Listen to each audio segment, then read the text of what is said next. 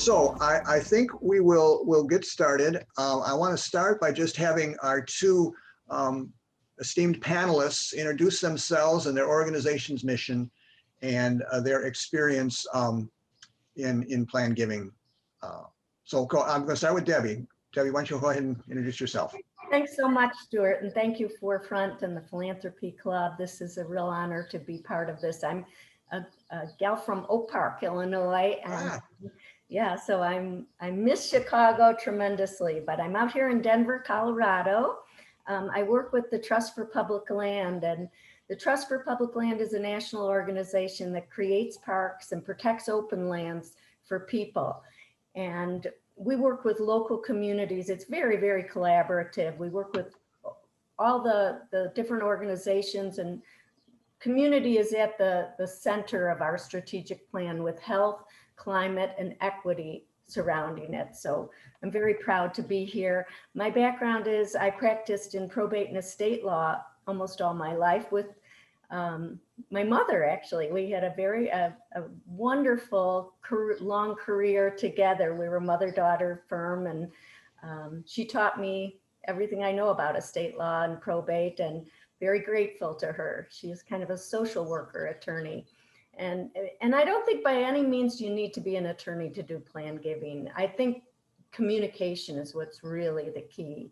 And so after my mother passed away, I decided to go into plan giving and to use what I know to try to reach a broader group of people to make a difference. And so I went to the Salvation Army and had a tremendous experience there with the Chicago office, and then decided to take this position out of the Trust for Public Land in Denver, where 3 of my children live closer to me.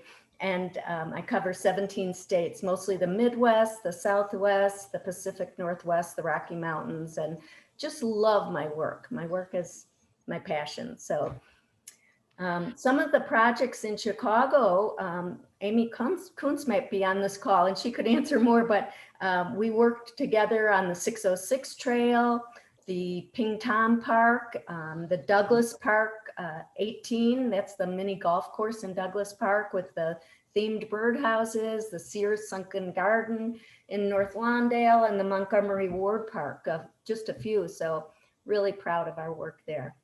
So Rachel, do you want to? Thank you.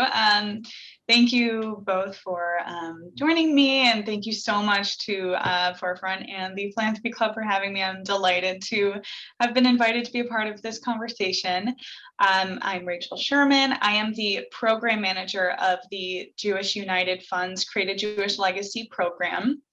And before I was in this role, I was the program associate for the Jewish Women's Foundation of Metropolitan Chicago. And I started in this role in March of 2020, right when everything began to shut down because of COVID. So I feel my insights into the planned giving world have been particularly COVID-centric, COVID-focused. And through the Jewish Women's Foundation, I had been involved in the Create a Jewish Legacy program because JWF was in the second cohort of our program. And so that made for an easy transition last year. Create a Jewish Legacy is the Chicago chapter of a national organization called Life and Legacy, which was created by the Harold Grinspoon Foundation and is directed by Arlene Schiff. The mission of Life and Legacy is to assist communities across North America through partnerships with Jewish federations and foundations to promote after lifetime giving to build endowments that will provide financial stability to Jewish day schools, synagogues, social service organizations, and other Jewish entities in Chicago.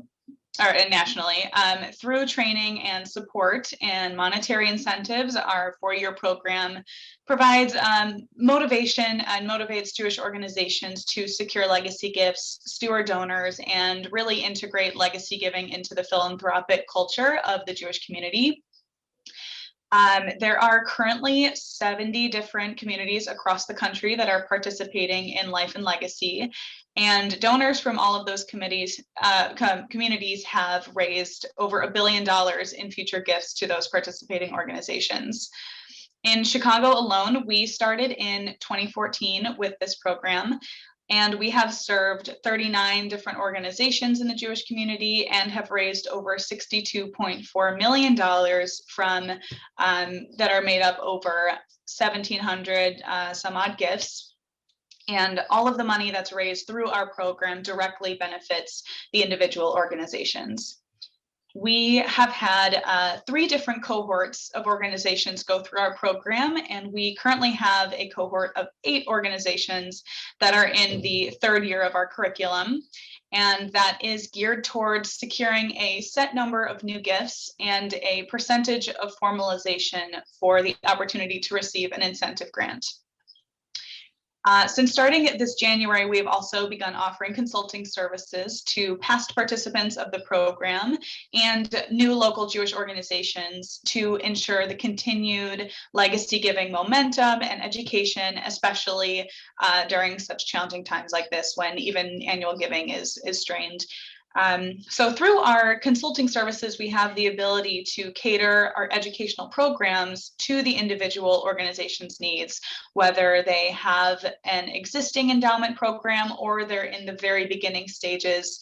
And so we can, both in our consulting services and with our cohort program, we help organize, prioritize legacy giving.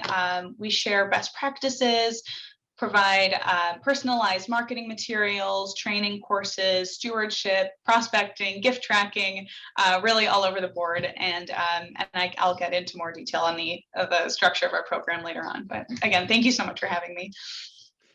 Thank you, Rachel and Debbie. This has been great. And as you can see, we've got a wonderfully talented and experienced panel for our conversation today. And I know that because I didn't realize until she mentioned it that Debbie is an Oak Parker, as am I. So I'm sure there's a couple of others of us on the call today. So I'll turn us now to the focus of today, which is reimagining planned giving in the wake of COVID-19.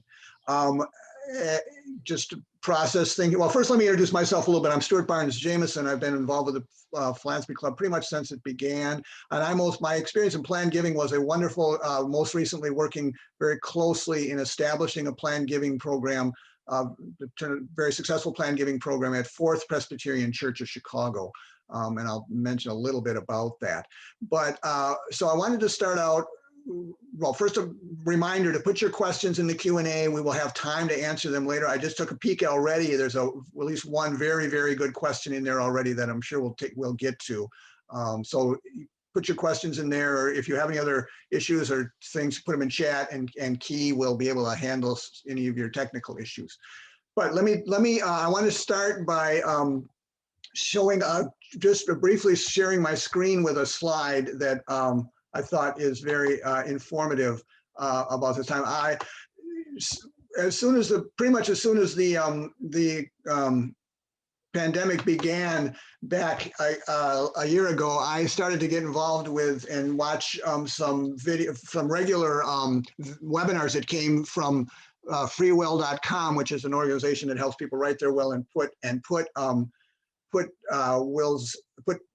organizations in their will.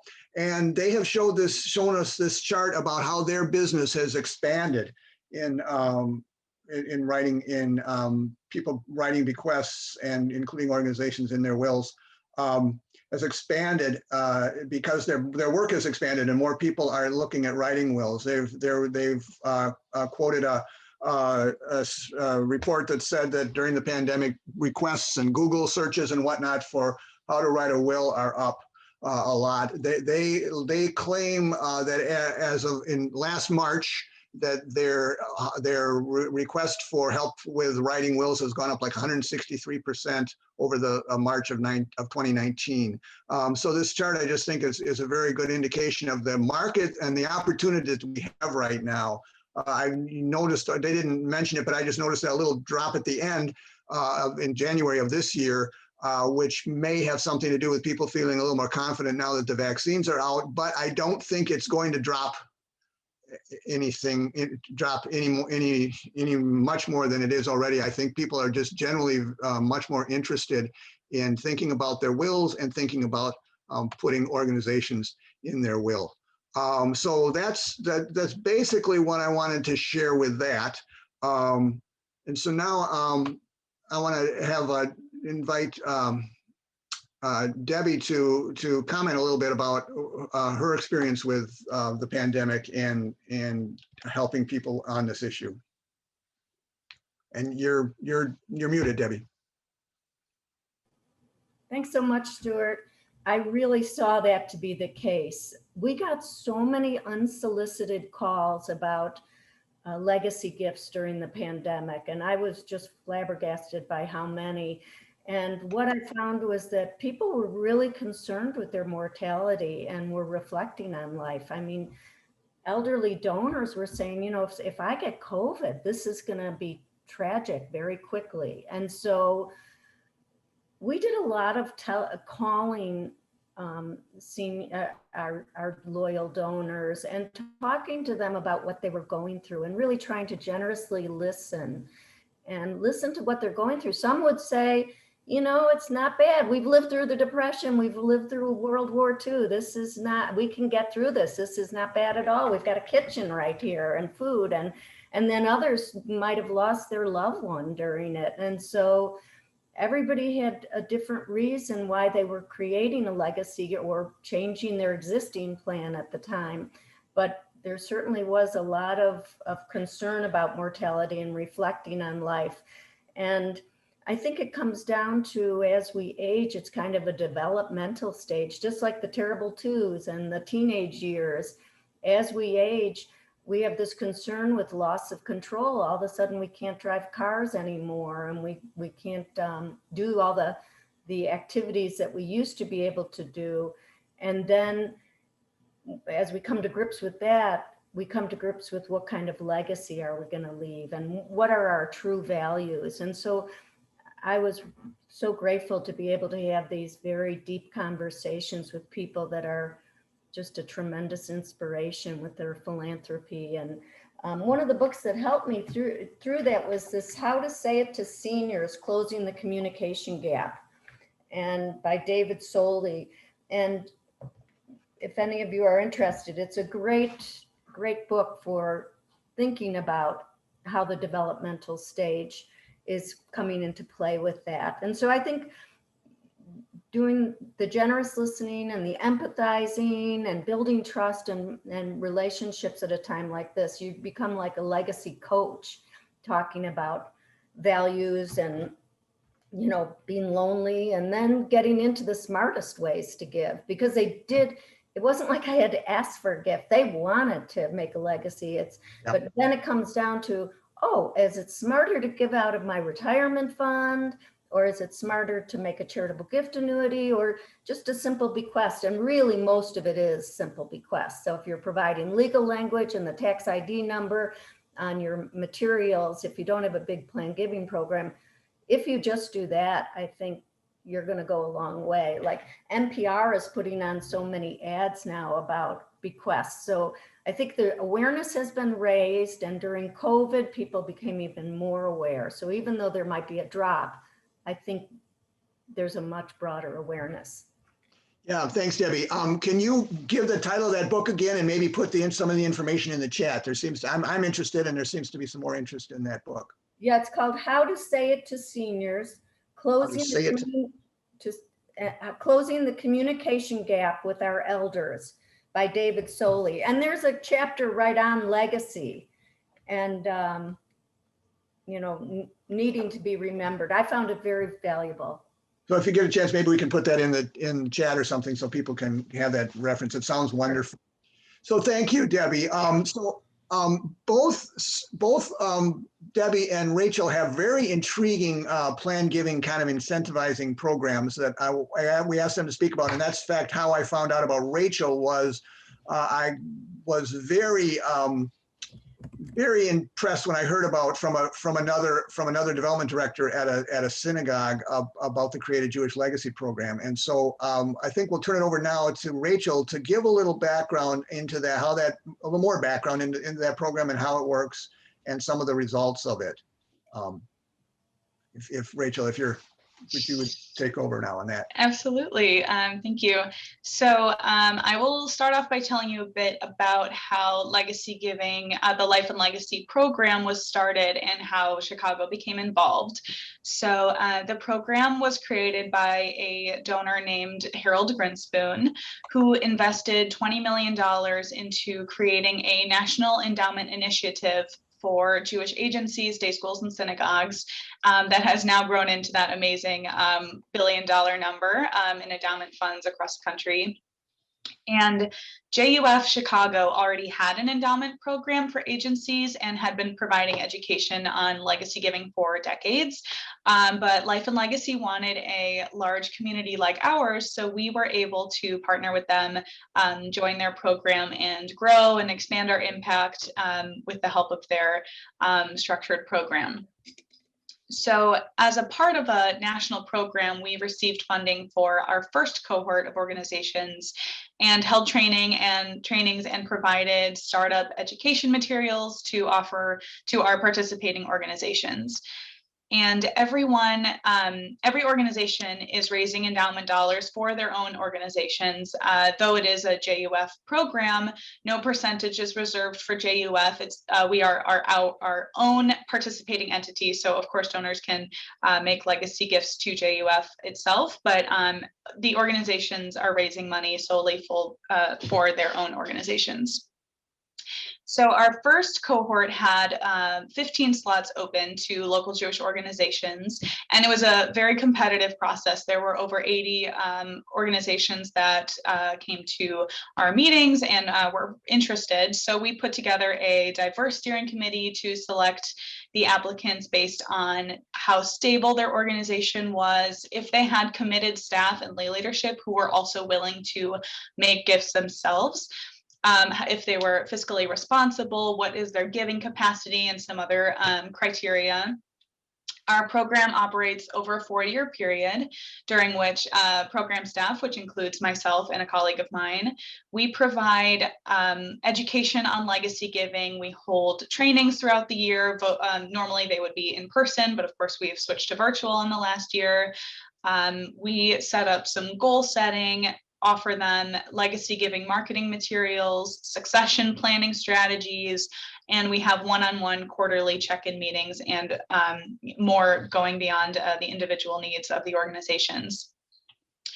So each year has a different set of goals that each organization has to meet in order to receive our incentive grant. The grants are unrestricted, so organizations can put them towards their endowment.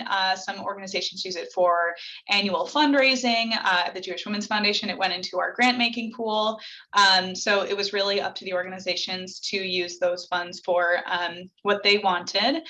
And to start off, we had them develop a strategic legacy plan. And in that legacy plan, they outline their marketing launch, their stewardship plan. We help them identify their prospects, so an analysis of their donor pool to determine who are the first more appropriate, logical prospects for legacy giving. And very important piece of this is also to establish the gift acceptance policies and their implementation strategies and the timeline for which they're going to implement all of these different components of the program. Organizations are required to establish a legacy giving team. We encourage them to have a mix of lay leaders and staff. We have found that having one person, whether lay leader or staff, that can really spearhead the efforts and coordinate all of the different components of the program make for a really successful endowment program. And also as a part of the program, they have to attend our educational trainings throughout the year, quarterly check-ins. Our trainings cover a vast topics, something like the integrated ask, which is always a really popular training, how to have legacy giving in your back pocket when you're going for your annual campaign asks. The art of persuasion, stewardship, all of these different areas of legacy giving we provide trainings for. We do have a few policies around the gifts that are eligible for our program. They must be endowment gifts and they have to be at least $1,000 or more. The average gift for our program is about $25,000, and we really encourage organizations to shoot for the stars on these gifts, so that the endowments are really kicking off with strong gifts that are going to be invested well and are already starting off the endowment strong. These smaller gifts that are, $1,000 around that area are wonderful and great, and will meet the requirements of our program, but they don't necessarily speak to the mission of our organization and establish the strong endowment that we all want them to come away with. And organizations cannot use already made gifts as well. So they can't, pull out their list of 20 donors that have already made gifts and have that fulfill the requirements. They have to be new gifts or additional gifts, or even gifts that were made that were unbeknownst to the organization, which is always a fun surprise when some donor, they start to market our program and leverage our grant, and a donor says, oh, I did that years ago. And so that's always really exciting, but also emphasizes why marketing is key in this case, because there are donors out there who have gone themselves to make these kinds of gifts and just didn't know that this was a part of a program that the organizations were starting up. So again, marketing is key, as Stuart said, to have language everywhere in your emails and things. So we encourage them to put, if you have left us a gift in your will or estate plan, please let us know if you're interested in learning more. That's just a really easy phrase to put in your email signatures, in newsletters, annual reports, advertisements, things like that. Just having that language everywhere just really helps establish the culture of legacy giving. So now I will tell you a bit about each year's goals and how the cohort goes through our 4-year program. In the first year of our program, all of the organizations are tasked with securing 18 declarations of intent for the opportunity to be awarded a $10,000 grant. In the second year of the program, they are working towards a second round of 18 declarations of intent, and they can also receive a $10,000 grant for that year's program, for that year's goals. In year 3, they only have to secure 4 new declarations of intent, but the focus of our program really primarily turns towards formalization. So but at this point, they will have had a total of 40 DOIs. And so we want them to have formalized at least 50%. And the grant for year 3 is $5,000. And when we ask them for formalization, we mean they have to go back to their donors and likely in the first 2 years of program, those first gifts that they made, and follow up with them and make sure that the gift turns from a declaration of intent to an actual gift that's been followed through. So on our declarations of intent, we encourage donors to identify a time frame for when they'll formalize, and we, as part of the program, we keep the cap at 24 months. It helps not let the gift go too stale, and also for the pacing of our program, it's advantageous in that way. So in year 4, it's the same focus as well, and another additional 4 DOIs for a total of 44 throughout the whole program, and 75% formalized for another $5,000 grant. And we found that organizations that leverage our grant are really successful. No organization likes to leave money on the table. So being able to say that they have the opportunity to earn these funds if they can get a certain number of gifts is really, really effective and motivating for donors and staff and lay leaders alike. So as I mentioned earlier, I started in March, which has been a very interesting year. Of course, due to COVID, nonprofits were hit especially hard. Many development staff personnel were furloughed, and remaining staff were and still are very stretched thin and are struggling to prioritize legacy giving. a lot of staff were hesitant to ask donors for gifts during that time. But as Debbie and Stuart talked about earlier, a record number of people have been confronted with the severity of the situation and are taking the time to update their wills and make these after lifetime arrangements. And many people are seeing the need in the community and are looking for ways to help. And I think that legacy giving now is actually a really great opportunity, because a lot of people may not have the ability to make gifts at this time because of COVID. And so this is a great no money now option for donors. And they can also, as a part of our program, leave a percentage of their estate or will, so that the majority of their funds will, or they still have that majority of their money going to their children or other people in their lives that they want to leave their money to. We have encouraged staff to continue to reach out during this time, really focus on stewardship, as Debbie said earlier, calling, having those personal phone calls, empathizing, listening to them, making sure that they feel really connected to and heard and listened to, valued. All of these things are really just a great way to continue to build relationships with your donors, and also open the door to having these difficult conversations that were difficult before COVID and now are especially challenging. So again, leveraging our grant is really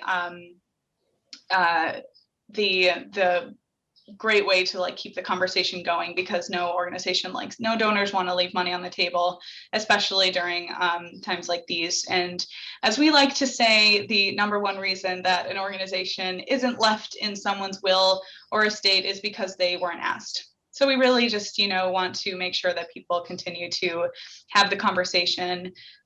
So the changes that we made to the program during COVID, we decided to adjust the requirements of our program. Normally, the deadline of our program was June 30th of last year.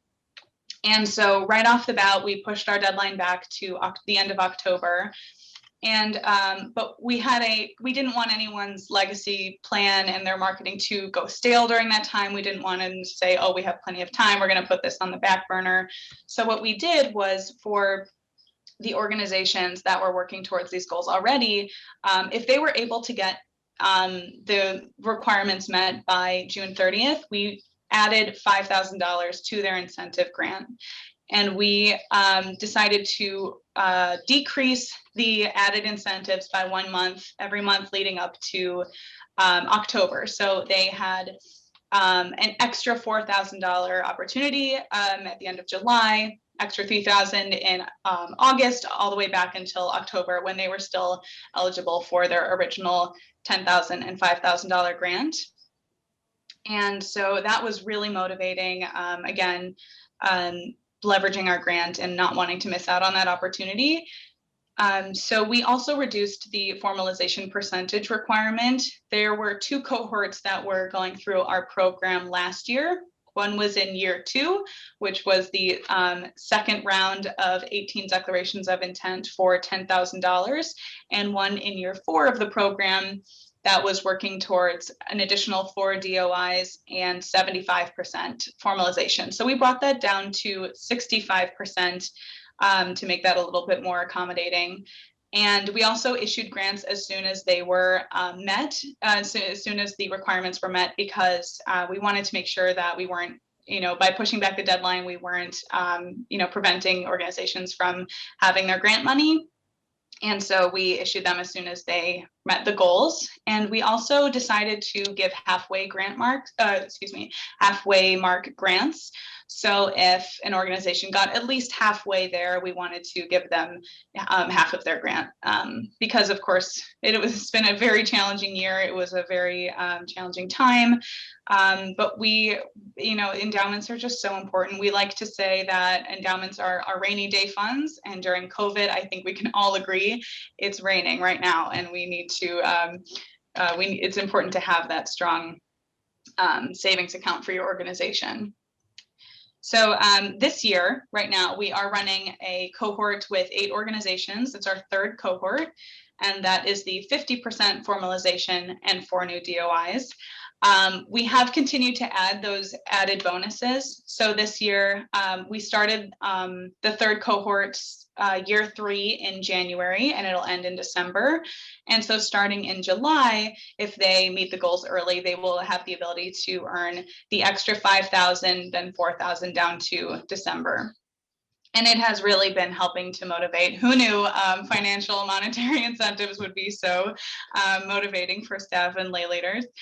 And we are also offering those consulting services. So we launched in January free legacy giving consulting to past participants of the organization of our program and to new local Jewish organizations that may not have been a good fit for our cohort structure, may not have been ready, but now we are able to personalize our curriculum for each organization, whether they are just, their endowment is a twinkle in their eye and they're just really starting to get their board involved, and or whether they have had their endowment campaign running for years and, because of these staff transitions or, their committees have, not as motivated, it's kind of hit the back burner. We can help them.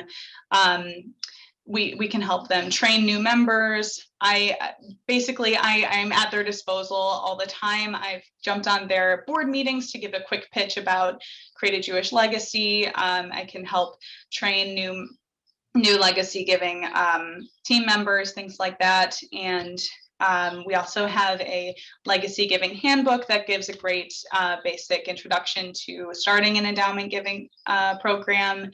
And with our consulting partners, we set goals and have monthly check-in meetings.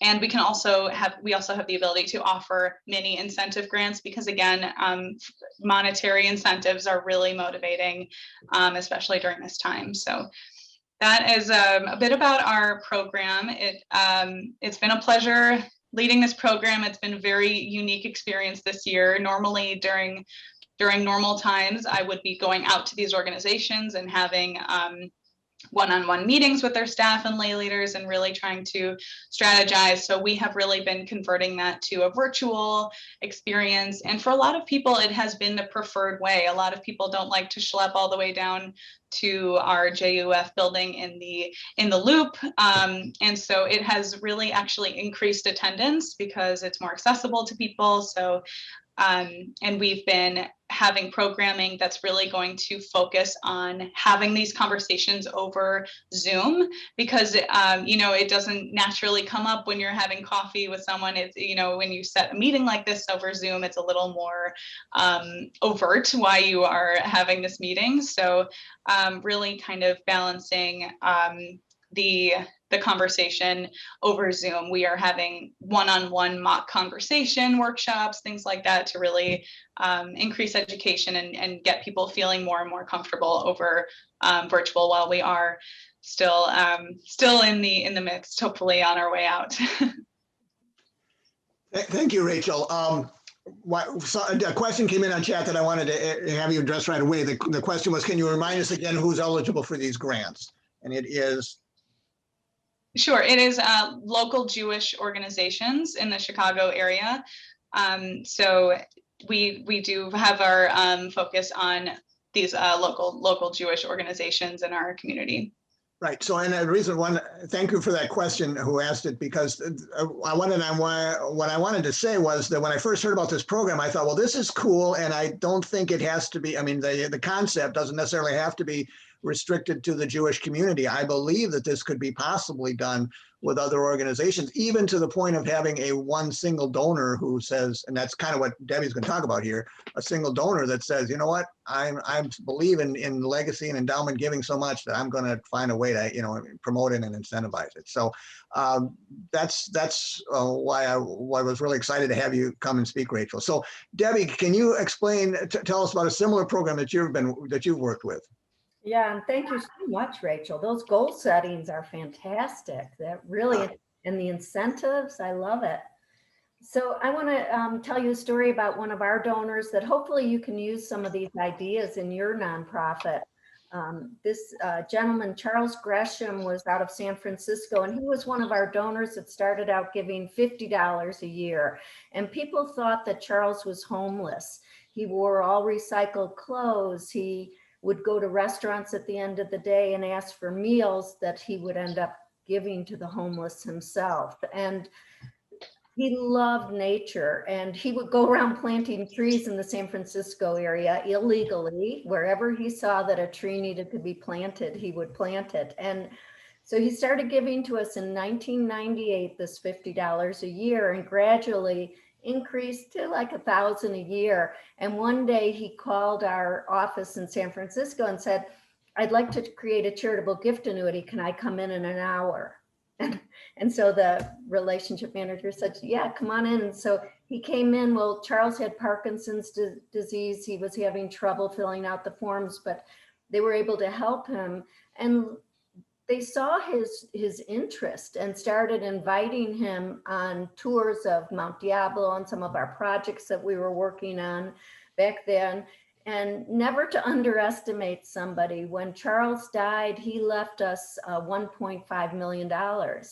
And nobody even thought he had much money or anything. And so we worked with his trustees, and they said, you know, he would like to even make a bigger impact. How can we use this $1.5 million to make a bigger impact? And so we created the Gresham Challenge.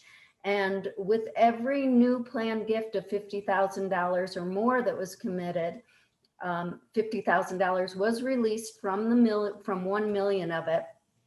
And it could be assigned to any state or any project. It could be parks or open lands that the donor wanted. And so it was a tremendous incentive and got everybody thinking about planned giving. And so we present at the advisory boards and tell about the Gresham Challenge. And within the year, we got 20 new committed planned gifts of 50,000 or more. We ended up raising 1.85 million in additional planned gifts, as well as the $1 million that was released. So it really multiplied. And we're looking to do it again now, you know, using Charles Gresham's legacy as an incentive.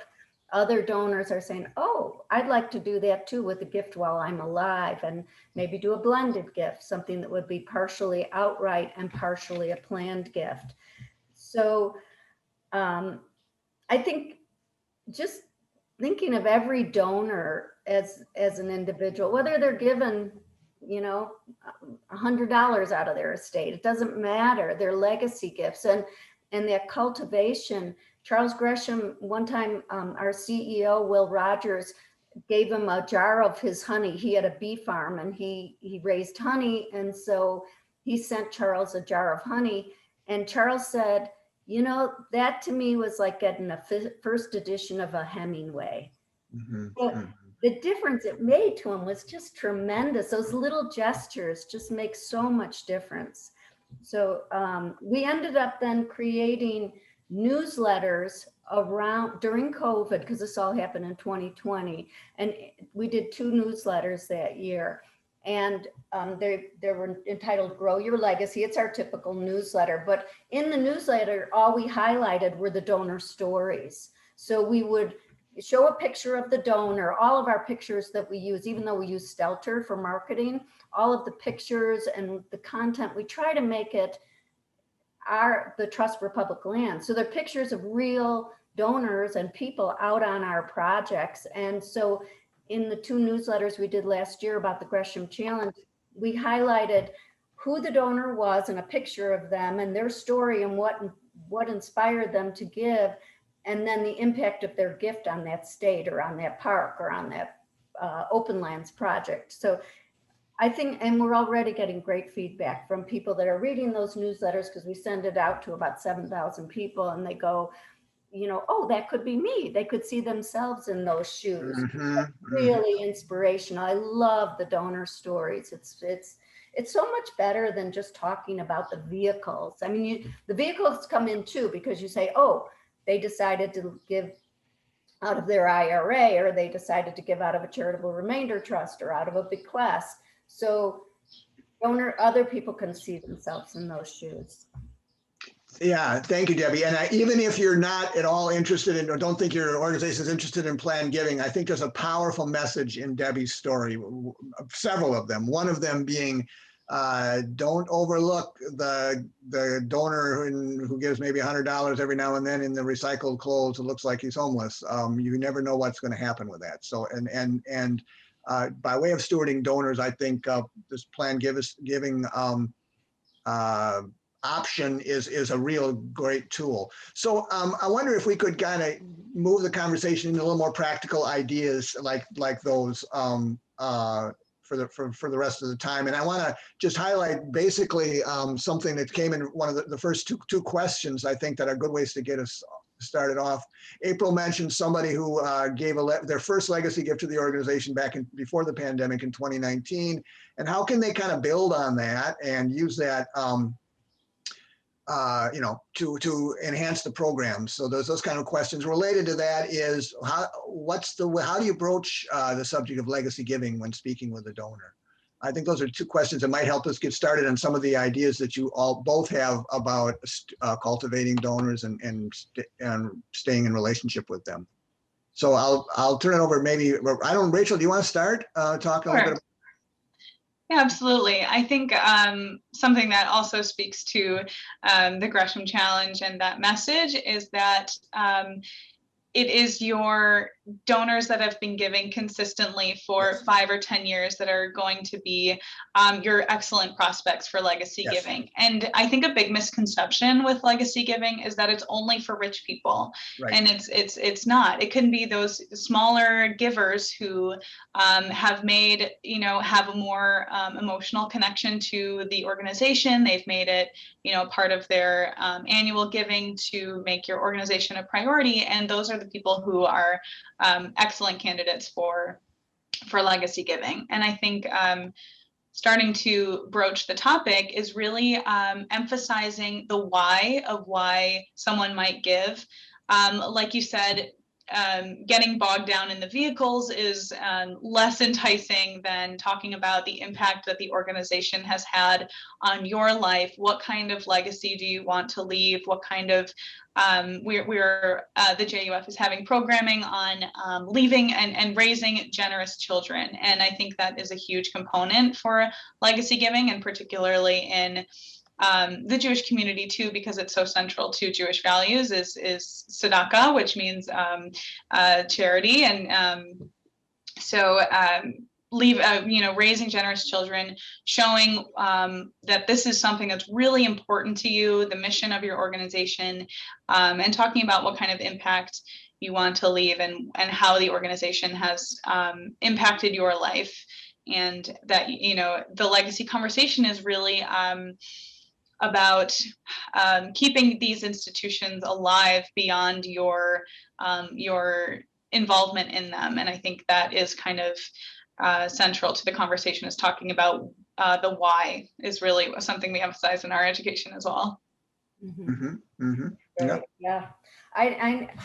For me, your question about how do you start that conversation, just ask. When I was practicing law, one of the things we always asked our clients is, would you like to include a charitable bequest in your estate? And, so many people sat back and they go, I never thought about it. Mm-hmm. And so then they'd say, yeah, I could leave so much to the Red Cross, or yes, that's made a difference in my life. That college I went to, I wouldn't be who I am today without them. And so just asking at the appropriate time, after you've built the relationship and the trust, and like Rachel said, they're loyal donors. Typically they're 70 and above, have been giving for the last 5 years and love your organization. And I think inspiring them with the donor stories. I see there is a question there. Did the positive feedback from the newsletter featuring legacy people signing up for the program, inspire them? And it did. And what the calls that we're getting now is saying, oh, I read about so-and-so. I'd like to do something similar, but I don't want to do a life income gift, and so people seeing themselves in others' shoes, that inspiration is really great. And I think because we've experienced all this social isolation, people want to have experiential events right now. And so if you can give outdoor meetings, you can go on an educational tour. We're fortunate in that we're an outdoor organization, but taking people on arts in the park tours. And I certainly wouldn't ask for a planned gift right off the bat, but after people experience something wonderful, then those conversations can be had. So I think communication is important. Absolutely. I think something that's also a really great segue into the conversation is having, this is a great opportunity to enlist your lay leaders. And part of the reason why we encourage board participation and board support is because when you have the opportunity to talk about why you personally have made a gift, that enthusiasm is infectious. And so when you have that peer-to-peer ask, this is why this is so important to me, and I see that in you, or, you know, I can see this, you know, manifesting in your life, things like that. Connecting to that component is really a great way to start the conversation as well. And if they don't want to talk about it, they could, you know, could be anonymous. Maybe you have an anonymous quote or an anonymous story. And we like having ambassadors that serve, that taking one person from your advisory board that's made a planned gift and asking them, would they be an ambassador to the other people on the advisory board to share? And I know here in the Colorado and Southwest, somebody just came forward and she's going to address the advisory board at the next meeting. And then she's already got a plan to do follow-up emails and follow-up calls to every board member to plant that seed. And it's better coming from her than from us. You know, she's their colleague. And so. Absolutely. Oh, go ahead, Stuart. Well, I was just going to give a couple of examples from my experience at Fourth Church. For instance, there's very simple things you can do, as they've already said. Like the first thing I did when I started working at Fourth Church was at the bottom of all my emails, I just wrote, please remember the church in your will. You know, it can be as simple as that. And yes, the stories make a difference. The webinar earlier this week that I was on that I referenced from freewill.com, they also talked about there's a rise right now in anonymous giving, but he said they've also noticed that there are people that are, you know, they're listed for their organization's legacy society as anonymous, and they've decided to put their name, you know, not become anonymous and make their name known on that list, because if it's going to incentivize other people to do it, you know, if she can do it, I can do it, kind of a thing. Yeah, and those stories are so important that, you know, as Dr. Russell James says, you know, to have a story that says people like me are doing things like this, and if they can do it, I can do it. I think that's very, very important. Yeah. So, any other thoughts or ideas that either of you have on cultivating or stewarding? Or another good question is, I'm sure there are people on today whose organizations are not as sophisticated as JUF or the land trusts. What could they be doing to get started, I think, or to keep it going? I think having that board enthusiasm and board support is huge. It's a great way to, or at least educating. I think education is key on this for the smaller organizations who, like you said, who may not have the resources or the, you know, potential giving capacity. I think, like Debbie said, even the small $100 legacy gifts are still helping to change the culture. And so these little things like putting it in your email signature, listing donors in your newsletter, in your brochures, in your ads, just helping to instill the culture of legacy giving and to make it accessible to people, I think really helps those smaller organizations start. And a component of our program is to emphasize succession planning, which helps keep legacy programs going. So once you've had the chance to have one person really spearhead the efforts, or get really own the responsibilities of legacy giving, having lay leader support is huge. Bringing them on, and one way that to keep it going, and again instill it in the culture, is to have it have past presidents or past board members who are rotating off the board, who are maybe looking for a break in the huge responsibilities that they've been taking on, but still be involved and have take on a new role. Would be to have them take on the legacy giving, and it kind of speaks to staying involved and in that sense, and that peer-to-peer ask is huge. So I think just starting the conversations, educating, and if the more complex giving vehicle conversation is a barrier, there often are lay leaders who are financial advisors or lawyers in their free time or in their professional lives, and you may be able to it's a good idea to ask them if they might be able to offer an hour of their time pro bono to have conversations, or be at donors' disposal to say, I have a lot of questions, this is a little out of my wheelhouse to talk about the really nitty-gritty of giving vehicles, but here is our lay leader who's also maybe made a gift himself and can help that conversation. I think having someone like that in your on your team is huge as well. Yeah, I think those seminars are and talking to having an opportunity for professionals in the field to talk is really good. We had success with that at Fourth Church, and it wasn't so much that the seminars were well attended, but just advertising them got people saying, hey, I've been thinking about doing a charitable remainder trust, can you tell me more about it? So I think it was a really positive thing to have those experiences available, and to have like a retired estate attorney just do a Wills 101 thing.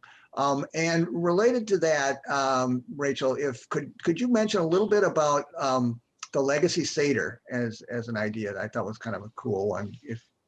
Sure, absolutely. So as often, we really, as a part of the Legacy program, have stewardship events that, help continue the relationship with donors.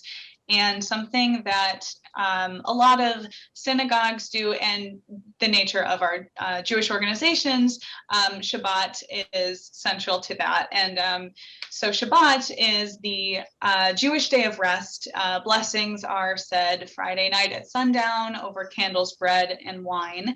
And more observant Jews continue to observe until sundown on Saturday, where they might not use technology or bake, things like that. But most people celebrate Shabbat over Friday night dinner, which is when some organizations just put on a Legacy Shabbat. So members of the Legacy Societies join together for a shared meal, dinner, where you say the blessings and bread and wine. And some organizations feature a special guest speaker, an educational program that's relevant to your organization. And it's a great way to create an intimate and meaningful experience that is special for legacy givers. And so in our case, a lot of donors give because they are invested in the individual organizations, but also in the longevity and perpetuity of Jewish causes and values. So, and this is something that I think is applicable to all areas of planned giving. I think it's important to create stewardship and programming that reaffirm the donor's reason for giving. So these Legacy Shabbats have been happening over Zoom, and just those opportunities to all be together, and whether virtual or not in our times, really help cultivate that intimate and meaningful experience. And you did mention the Seder, which is also something that we do, which the Seder is over Passover. It's usually it happens over dinner. There's you tell the story of the Exodus from Egypt. And so what some organizations did as a stewardship activity was to create Seder care packages where they might include some matzah and different, a lot of families, because these experiences are so familial and really based around the family. And I think that really also, again, reaffirms why so many organizations or why so many donors decide to leave a legacy. But there's these Seder toys that they're toys that are all the different plagues, and you make fun of, not make fun of, but you have fun with the story. So some organizations sent out care packages to their legacy donors that had all these different fun things in them that are relevant to the organization or relevant to the holiday. Again, just to show gratitude and thank donors in that way. That's great. Yeah, Debbie. We're trying to do a lot of intergenerational events. So bringing your grandchildren to a park event, bringing your children and showing them your values and what a difference it's making in equity to build these parks in underserved areas and inspire the next generation.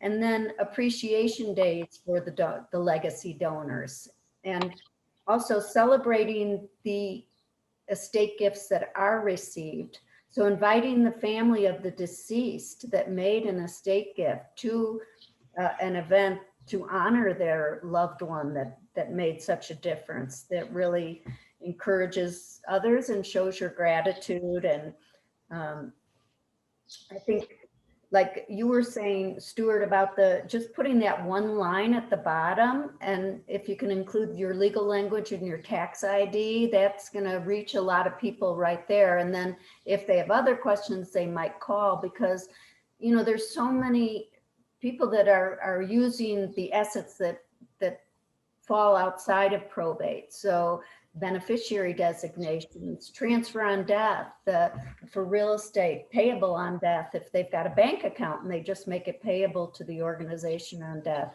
And so I know there are a lot of donors that are trying to avoid probate, whether they do it through a trust or just through putting their assets in vehicles outside of the will. Mm-hmm, mm-hmm, mm-hmm. Yeah. I had something I was going to say, and it flew out of my head. I'm sorry, but this is fascinating. Oh yeah, I know what I was going to say in reference, Debbie, to what you just said, and that is another sort of misconception of plan giving is that it's not just for rich people; it's also not just for old people. Yes. My alma mater featured for their plan giving story in the back of their magazine of somebody who graduated long after I did, who has, already put the college in their will and that sort of thing. And so that's another misconception we have of that. So Stuart, we just had a couple, they're in their 40s and they have 2 young children, and they read the donor stories and called and said, we want to teach our children about giving back and what a difference this is making. And the parks, they're especially dedicated to parks and to equity. Yeah. And so they started out saying, we want to be anonymous. And then I asked if I could feature them in the next newsletter, and they said, just put our names in. We want to show that younger people can make a difference too. Going back to one of the first questions that April asked, about if you got your first one and maybe it came as a surprise, what is your recommendations for how to build on that? I mean, my thought is that one way to get started related to that would be, even if you don't have a legacy or an endowment yet, but somebody who's associated with the organization who is, like for a synagogue or a church or something, that has made a legacy or a bequest gift to another organization, if they were listed featured about why they did it, I think that's a great place to start, is why, just in general, why do you want to do this, and then encourage, of course, encourage people to do it for your organization, but just as maybe the information gets out there as why make a legacy gift in the first place. That might be a good practical way to do it too. Absolutely. We, as a part of our program, I mentioned our stewardship plans that each organization sets up. And so one thing that they do, which I think is also a great way for organizations to get organized, is that they will schedule a handful of stewardship activities in different capacities. So they do personal touch, donor listings and testimonials, recognition at communal gatherings, and special gatherings for legacy donors. And a piece of that is that kind of last piece is really where like the Legacy Shabbat comes in, and the Appreciation Day, those kinds of things. And the testimonial component, one thing that JUF does is their Generations book, which each issue highlights a handful of families that have made a legacy gift, and they tell their lifelong story, things like that, with pictures of their family, and all of those things I think are really inspirational. And to speak to an earlier point that you made, I think about not just having elderly folks who are eligible. I think these conversations are really timely when there are big life cycle events. Yes. Which is like prime time, if someone's selling their business or if someone's retiring, all of these different points in your life when you're making big changes. This is, that's a great time to start having the conversation with them too. So Rachel, in your presentation, you mentioned you require the organizations that are involved in that challenge program to have a gift acceptance agreement. For those organizations that are maybe just thinking about getting started in plan giving, what else do you think the organization, or you and both you and Debbie can answer this, what else do you think the organization needs to make sure they have to be able to appropriately and effectively accept these kind of gifts?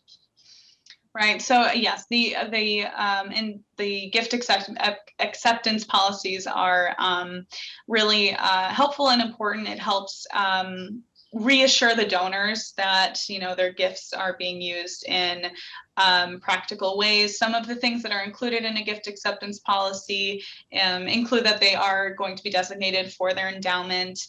That they, maybe some insights into the investment there. But I think having, in the initial stages, having your board be educated and be ambassadors to the program, I think is really infectious and will help get organizations started. And I think that beyond that, having having donors that can speak to why they gave, but the acceptance policies and the strategic legacy plan, having the outline for how you're going to do all these things is really just going to set you up for success. And having a point person who can really own the program and own the experiences, the different components of all the things that go into it, is going to set you up for success in that way too. Yeah, really, really important. And then with the gift acceptance policy, you have letters of intent that different organizations call it different things, but our letter of intent, whenever a gift is restricted, we ask for the language that's in the will or trust. Now, these are, unless it's a charitable CRUD or a CRAD or a charitable gift annuity, they're all revocable otherwise. So, and we make that clear to the donors, and not everybody wants to give a letter of intent. We don't force it by any means, but especially if the gift's restricted, we want to make sure that the language in the will or the trust is going to meet what we can accept according to our gift acceptance policy, so that at the last minute, it doesn't fail because of improper language. So that brings up a question that Rich asked in the Q&A about from questionable sources, like for instance, the Sacklers or something like that. What experience do you have with that? What concerns do you have about that? What's your thoughts on that? I'm not clear on the question. You mean if somebody makes a gift that you're not sure about? Mm-hmm. Yeah, well, that's where the letter of intent would come in handy. And if they're really, they've said, oh, I don't want to make a letter of intent. Well, there could be a red flag, but in most cases, even if they don't want to do a letter of intent, we're going to accept it. I mean, it may fail at the end, but you don't want to turn anybody away because they feel intimidated by a letter of intent. Mhm. Because there's probably plenty of gifts out there that don't have letters of intent that we don't even know about, that they haven't told us. And they're going to come to fruition. if the gift said, I want you to use this to do something that seemed to be very questionable or outside of your mission, completely outside of your mission or something like that, usually it's a gift acceptance policy is one place where that's usually headed off. Yep. Yeah. Yep. They'll see in there, you can't do it. I mean, it could be illegal. It's a safety net for everyone involved, I think, to have clear-cut policies outlined. Mm-hmm. Okay. Love to hear from others too, Stuart. Well, and those of you attending, mm-hmm. Great stories that things that have worked for you when we have time. Yeah. So another question that came up is you both talked about the challenge grants, the Create a Jewish Legacy and the I forgot the name of the person. Gresham. Yeah, Gresham. Yeah, challenge. Do you know of any other programs like this? I mean, that's why I got interested in this, because I was trying to find out any other organizations that are doing this, and I'm not sure that there are. Do you have any suggestions about other organizations that are doing this, or is there any, besides something like Create a Jewish Legacy for organizations that qualify there, is there any programs out there that people could use that could take advantage of, that would help them incentivize their planned giving and endowment giving, or is it just something they have to kind of, make up themselves? I don't know. Yeah, I don't either.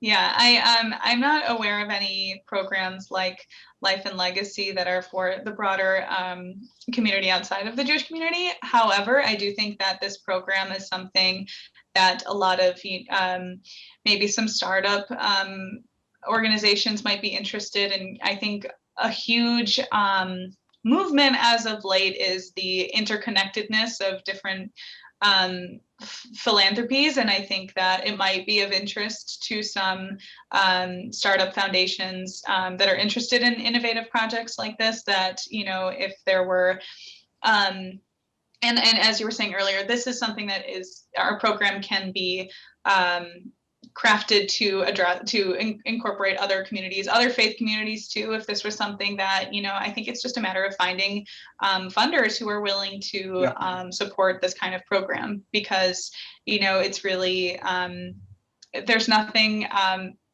particularly groundbreaking about the content. Legacy giving has obviously been around for so long, and so I think that this is something that I think if you just find the funders who are willing to, orchestrate this, collaboration, then it would certainly be possible. Yeah, I'm sure there are other Mr. Greshams and Mr. Grinspoons out there, that would want to do this. But I'm just impressed with their witness in doing this. So a couple of other good questions have come in. Where could they find sample gift acceptance policies and letters of intent, or those sort of? I've got some. Catherine, you could email me. I've got a couple of examples from my work at the church and whatnot. I'm happy to share with you. And I think in local organizations, like I'm in the Colorado Plan Giving Roundtable here. Yep. And when I attend different seminars, those are made available, or the Chicago Council on Plan Giving. There are also individuals that serve that. I know at Colorado Plan Giving Roundtable, there are individuals that you can hire to help you launch your plan giving program. And I think you'd find those if you contact your local plan giving council. You can get on with National Association of Charitable Gift Planners, find out who your national council is and work through that. Yeah, and actually Rachel and Debbie and I are doing a very similar presentation for the charitable gift community in Chicago Council on Plan Giving at the end of the month. A very good resource. Check them out. They have some really good information and resources available for you. And as Debbie said, people that may be willing to help you start thinking about how to get a program started at your church, at your organization. So Yeah, so another good source is Chicago Council on Planned Giving and the National Association of Charitable Gift Planners. So here's a good question too. What are some must-ask questions or key questions to ask during interview for a newsletter article where people are telling their stories? What are the kind of the pump priming questions that you find that help make an effective legacy giving story? Well, you can send out a survey and ask what first brought you to, in our case, the Trust for Public Land, and who inspired you to be so philanthropic? Was there somebody, and what kind of impact do you want to make with your gift?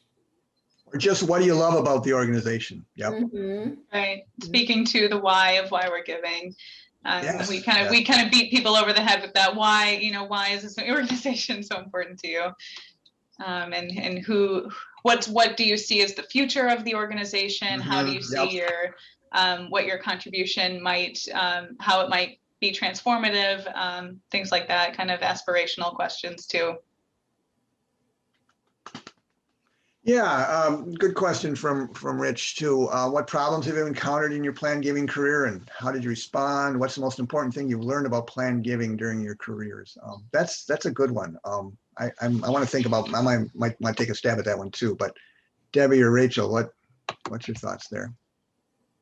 For me, the best thing that's helped me is joining these organizations like the Chicago Chicago Council on Planned Giving, the camaraderie. I can't get over how supportive everybody is. There are so many people in these groups that just want you to succeed and want you to, you just get ideas from each other. It's fantastic, and it's very collaborative. So that's been the most beneficial to me. I would second that immensely. Fourth Church was my first work exposure into major in planned giving, and I joined CCPG right away, Chicago Council on Planned Giving, and I've made some wonderful long-term friends and mentors there. And they're welcome. I mean, you well, when they had luncheon meetings, and they welcome. Anybody could come and have a great networking time and whatnot. So yeah. Yeah, and Rachel, what are your thoughts about the challenges and the must know, or the most basic things you need to know about this planned giving world in your mind? Absolutely. So as I mentioned, March was my kickoff into legacy giving. So I've had a unique experience, I would say, combating COVID, and not a lot of staff wanting to prioritize annual fundraising, increasing membership, retaining membership for synagogues, things like that. And I think combating donor fatigue is something that a lot of organizations have indicated as being a challenge. And I think that ways to address that is to be collaborative with your development staff, and managing, who's the right time, when's the right time, who's the right person to approach with these things. And I think that right now is really a good time to be thinking about legacy giving, again, because it's not a gift that you have to make at this time. It's not cash out the door right now if you don't want it to be. So I think there is, a glass half full approach to this all. But yes, so speaking to the collaboration and, sharing ideas, that component, fortunately, there is a program manager coordinator network across all 70 communities. So I think, as a part of that collaboration, we can communicate with other communities that are of the same size, are in the same, stage in the program, and really troubleshoot. And I think this is something that all communities are feeling right now, is just the impact of COVID. And so, again, just continuing to steward donors and really show them that you are so appreciative of their gift and of their involvement, and whatever capacity they're able to participate in this time is of the utmost value to the organization. So I think that there is light at the end of the tunnel for COVID. I think as more and more people are becoming vaccinated, the ability to meet in small groups, go and sit in someone's backyard and have coffee, I think is something we can slowly be returning to as people are more comfortable. So that is kind of how my planned giving approach has been. Yeah, and a couple of things that I would say in response to that question is, one is be prepared for a marathon, not a sprint. This is a long-term problem. I mean, just when Debbie or when Rachel, when you were talking about the Creative Jewish Legacy Program, the first year you're just getting a declaration of intent, not even the legal documents from them. It might take a while for them to develop the legal documents, but you're keeping them on task on it with this project, and I think that's great. So that's one, and you're dealing with the future of the organization often too, and that can be a little hard to market sometimes, especially when needs seem so immediate. And after 27 months developing a planned giving program at Fourth Presbyterian Church, we're starting to really see some huge. But it took that long. Some really huge promise and possibilities, and the Legacy Society is now up to 200 members, which it was pretty easy to get the first 150, just people that already said the church was in their will, but the others came with some work, but the work continues, and so it needs to be. And the other thing that I think is interesting about planned giving work is, as Debbie said, people can change their mind. And so that is incumbent upon you in doing planned giving to make sure you keep them connected with the organization, and so that they don't decide to write you out of the will because you've treated them so well as donors. Couple of things in the chat that I just wanted to mention. There was reference to some community foundations will often offer challenge grants for agency endowments. I don't know if those are specifically for bequest gifts or just for establishing endowments themselves. And then mentioned from Catherine about the Lutheran Legacy Foundation, which again is restricted to Lutheran organizations. But it's just been kind of my goal to say, let's see if this can be done on a broader scale, this incentivizing planned giving. So if you have any ideas or questions about that, or want to join me in that crusade, let me know. Yeah, so what other questions? Let me just check again and see what other questions we might have. You mentioned one thing to follow up on what you said, Stuart. I think asking other people in planned giving too, because I know when I first got started, I approached Rich Good. He was at Lurie Children's Hospital at the time, and the Schaefers, they were at DePaul and Lincoln Park Zoo, and they met with me and just were an amazing resource. So I think this group of people are really want to help each other out. And I think to what you said, Rachel, too, about coming out of COVID, people are so excited to get invitations right now. Anybody I'm inviting is saying yes. Like, even though I'm inviting them for June events, they're already saying yes because they're just so excited to get outside. And the advisory board members, like you said, Rachel, they're perfect people to ask because it is a gift they don't have to give right now. And they can still show their interest. And maybe they don't have the resources to do an outright gift right now, but they love your organization. And so they love to create an estate gift. So it is like you said, Stuart, you coined that word sprinkle. We sprinkle things. And I always think of it like a garden. You're just I plant seeds everywhere I go. Mm-hmm. Yep. Absolutely. Yep. Yeah, let me see if there's any other questions in this. It sounds like we're kind of winding down here. Yeah. Any other sort of final thoughts that any of you have, and then I have a couple. Or any ideas of things you've done that have worked? Mm-hmm. Mm-hmm. Yeah. Yeah, that's a good question to the audience too. Anything that you know of that has worked. Yeah, this is a good question. Thank you, Mary, for this one. Not all planned gifts need to be directed toward an endowment, though, do they? A lot of social service agencies don't have endowments. So yeah, let's talk. That's a good question. Let's talk about that a little bit.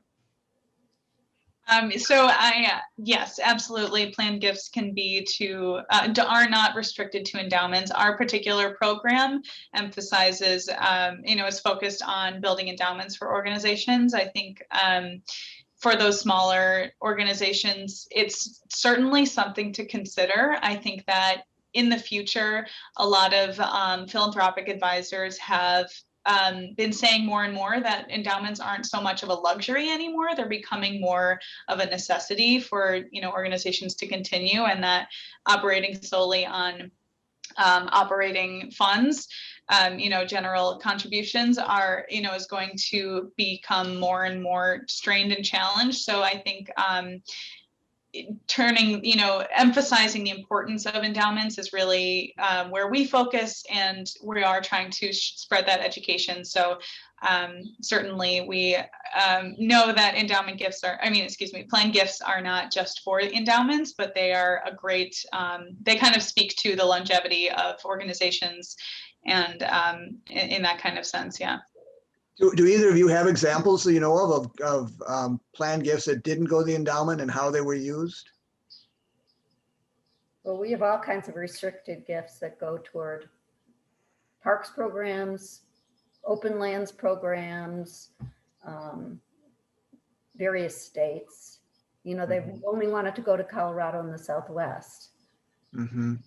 And are some of those in bequests? I mean, do some of those come as bequests saying, when I die, I want this to be going to Southwest Colorado? You could even do it in a charitable remainder trust, a CRUD or a CRAT. Mm-hmm. Okay, all right, yeah. And I would say that my scope is pretty limited to endowment giving. So, but certainly there are opportunities to give planned gifts to, and that's really where like those restricted gifts, as Debbie just said, are common too. Mm-hmm. Mm-hmm. Okay, and Rachel, just can you give an example? I know synagogues and temples are part of the organizations that are. What other kind of organizations are in the Creative Jewish Legacy? We have day schools, Jewish day schools that take part, and also Jewish social service organizations. And that could be something, like some homeless shelters, elderly care facilities, general direct service, social service organizations that are Jewish organizations. Do you see any unique challenges in or situations about their giving opposed to, or their endowment and bequest giving as opposed to synagogues or anything like that? I think particularly, it's kind of a mixed bag, I would say. Social service organizations, I think, really have passionate donors. The donor bases that are involved, they're really committed to the mission. So there are certainly plenty of donors who have, no qualms about making this a part of their legacy.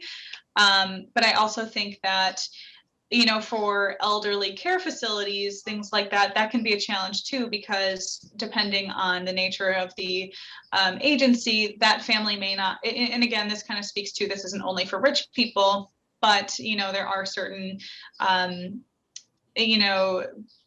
wanting to be respectful of the situation, not necessarily having the ability to approach some of the donors. Some of the donors or prospects are not necessarily as obvious, as overt. So I think it just takes that extra effort to seek them out. But I think, it's always a challenge to balance the annual asks versus endowment asks. So just a matter of keeping it balanced, being cognizant of what donors you're going to, and keeping them from becoming too approached too many times. And that's why we really just encourage consistent, at the very least, quarterly touch points with all of the donors to steward them, things like that. But yeah, I think that's more of a challenge unique to social service organizations and synagogues as well. I think, and day schools, they all experience the same kind of challenge and balance. But yeah, I think just prioritizing stewardship and being cognizant of how many times you're going to the same donors and things like that. And I think it's Russell James's point of when a donor says, I wish I could do more, but. Yes. And then you can Yep. bring in the conversation of plan giving.